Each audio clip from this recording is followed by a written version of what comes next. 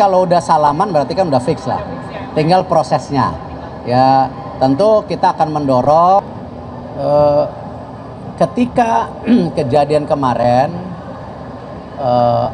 kita harus apresiasi pemain-pemain sepak bola kita yang sekarang sudah bisa kasih lihat mereka tegar, mereka fight gitu.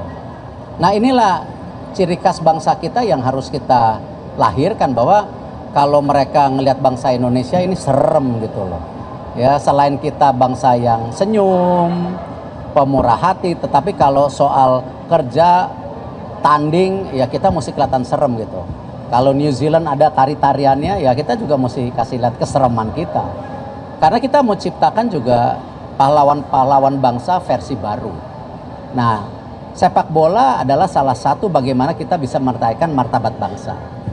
Terlepas dari itu, ya kita tentu dengan kejadian kemarin kita melayangkan surat protes langsung. Saya mengirimkan surat juga kepada AFC, kepada Presiden AFC untuk mempelajari. Keputusan tetap di tangan mereka. Tapi paling tidak kita harus kembali berani menyuarakan ketidakadilan. Nah, kita pernah melakukan itu ketika Ivar Jerner dapat kartu kuning, ya, karena dianggap ingin mencederai musuh. Kita lihat videonya tidak, kita challenge, gagal. Ya, tapi ya kembali kita harus berani. Kita ini bangsa besar. Jangan juga kita selalu menjadi bangsa yang tidak berani mengungkapkan pendapat pada ketidakadilan, baik di dalam negeri, di dunia, dan di unsur-unsur lainnya gitu. Jadi kita coba, tapi tetap mental, bukan mental head lah ya, mental pemain harus diutamakan. Itulah sejak awal 1 tahun 8 bulan ini kita mendorong bagaimana mental pemain tim nasional kita. Kemarin habis tanding mereka tetap optimis, langsung berangkat ke China. Sekarang latihan, mudah-mudahan kita bisa rebut poin maksimal gitu. Daya juang sudah bermain baik, cuman sayang ya di ujung kita nggak boleh terus nyalahkan wasit. Saya udah bilang ke pemain, saya text message satu-satu semua pemain, bahwa yang sudah lewat kita ke depan, kita punya mimpi besar 15 poin. Hari ini baru 3 poin, 3 pertandingan. Kalau lawan China dapat 3 poin berarti 6 poin. 6 poin dibagi 4 pertandingan 1,5 poin. 15 dibagi 10 1,5 poin. Masih ada harapan. Tetapi tentu ya kita harus mencari beberapa kemenangan yang ketika kita menjadi tuan rumah, tentunya ketika lawan Bahrain, lawan China, ataupun menyolong ketika kita jadi tuan rumah dengan Saudi, ataupun ya kalau Jepang sulit lah ya, tapi ya kita coba jangan kalah set dulu. Berarti kalau udah salaman berarti kan udah fix lah, tinggal prosesnya. Ya tentu kita akan mendorong kepada Bapak Presiden, ya setelahnya tentu DPR untuk ada percepatan. Tapi windownya kalau kita lihat itu di bulan Maret bisa main. Tapi kalau bisa November, ya kenapa tidak? Makasih. Ada kawinan, ada kawinan. Makasih ya Pak Eri.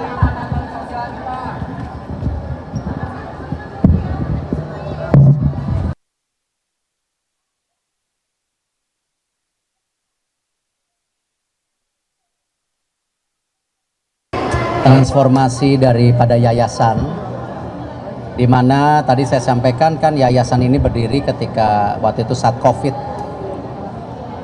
Semua dalam situasi mencekam. Kita di kantor waktu itu juga bingung. Cuman ya kembali tidak boleh berdiam diri. Makanya dengan yayasan ini kita coba waktu itu membuat dapur untuk masyarakat yang pekerja informal, yang kurang mampu, tidak bisa keluar. Akhirnya kita coba buat dapur, waktu itu ada di Bandung, di Jakarta. Obat gratis waktu itu kita juga bantu, karena banyak yang tidak punya akses waktu itu keluar. Dan tentu yang fenomena bagaimana kita juga membantu ya melakukan renovasi waktu itu Wisma Atlet yang dijadikan tentu rumah sakit COVID waktu itu, yang saya rasa sangat besar sehingga bisa langsung menampung ya berbagai masyarakat yang terkena COVID waktu itu. Bahkan kalau ingat gambar ambulansnya waktu itu sampai macet total ya.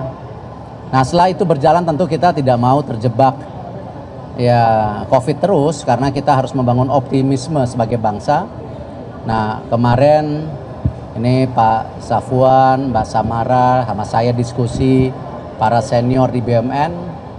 Ya kita coba melihat yayasan ini fokus kepada tentu salah satunya kepada kesehatan ibu dan anak, dan juga tentu mental health yang memang kalau kita lihat data-datanya 60% itu 15-24 itu ada isu mental health.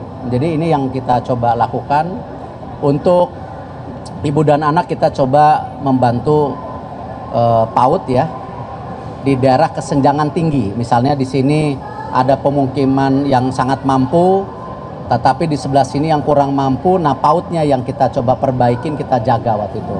Ada di beberapa titik sudah jalan, dan tentu untuk mental health sendiri kita coba ya tadi punya pemikiran bagaimana kita datang ke sekolah-sekolah ya dengan mobil, ada konseling supaya jangan sampai mental health ini stigmanya langsung gila. Ya, jadi itu kan momok yang menakutkan. Orang sedih belum tentu gila. Ya, orang berdiam diri belum tentu gila. Nah, ini yang harus kita segera penetrasi. Ya, apalagi kalau lihat data konselor itu di Jakarta khususnya 1 berbanding 250 siswa. Ya, dan 40% sekolah baru punya konselor, yang lainnya tidak punya. Apalagi kadang-kadang ruangannya mencekam. Nah ini kita coba berikan solusi-solusi ya. Kembali kita yayasan bukan berarti bisa menyelesaikan semuanya, tapi paling tidak kami coba berkontribusi dengan isu-isu yang kekinian hari ini. Terkini seperti waktu itu COVID, hari ini kesehatan ibu dan anak, dan termasuk kesehatan mental. Itu sih dari saya.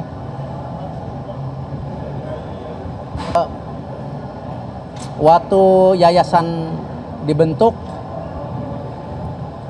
kita mendapat bantuan dari banyak pihak swasta waktu itu, ratusan miliar waktu saat COVID. Dan bahkan dari Amerika waktu itu, New York City, dia membantu alat medis. Selain tentu kita coba dengan CSR kita. Nah hal seperti ini yang mungkin saja, tapi kita tidak mau menggurui ya, kita mau berkolaborasi. Jadi kita nanti petakan beberapa sekolah ya, kita coba bantu ya. Kalau ini menjadi paripasu ramai-ramai, kenapa tidak gitu. Tapi kita tidak yakin bisa menyelesaikan semuanya sendiri gitu.